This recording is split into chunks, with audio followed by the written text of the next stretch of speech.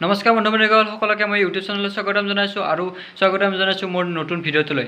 তেতিয়াহ'লে ভিডিঅ'টো আজিৰ মোৰ টপিকটো হ'ল কি, সকলোৰে নহয়, কিছুমানৰ ক্ষেত্ৰত হয় এইটো, বমি হয় গাড়ীত গ'লে, অৰ্থাৎ ক'ৰবালৈ গ'লে, অলপ ওচৰৰ জেগাই হওক দূৰৰ জেগাই হওক, তেতিয়াহ'লে ক'ৰবাত গ'লে বমি হয়।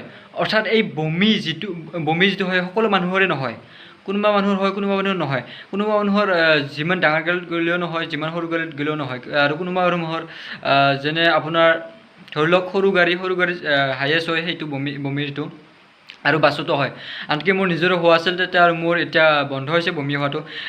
চ' আপোনালোকক মই এটা সৰু টিপছ দিবলৈ খুজিছোঁ, কিমান আপোনালোকে সুফল পাই চাব, লগতে এই কামটো কৰিও চাব পাৰে আপোনালোকে। তেতিয়াহ'লে কথাটো হ'ল কি, বমি হ'লে বহুতে টেবলেট খায়, কিবা খায়, এইবিলাক মিছা, এইবিলাকেতো মিছা নহয়, সঁচা বুলি কওঁ। এটা কাৰণ বৈজ্ঞানিক পদ্ধতি, এটা পিল চিল বনোৱাটো বৈজ্ঞানিক পদ্ধতিৰে বনোৱাইছে, কাৰণ সেইবিলাক খালেও বমি এটা সেই হয়। কিন্তু সকলো মানুহৰ সকলো ক্ষেত্ৰতে বহুত একো বস্তুতে কাম নকৰে, কাৰণ কিছুমানৰ আক্ষৰিক ঔষধেৰে কাম কৰে।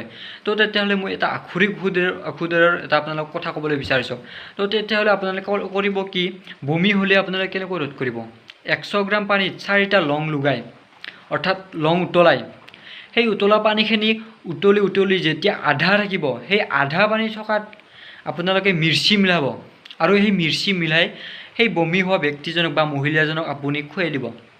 তেতিয়াহ'লে আপোনালোকৰ যিটো বমি হোৱা ব্যক্তি বা বমি হোৱা মহিলাগৰাকীৰ বমি ৰোধ হ'ব পাৰে, অৰ্থাৎ হোৱাৰ চান্স বহুত থাকে।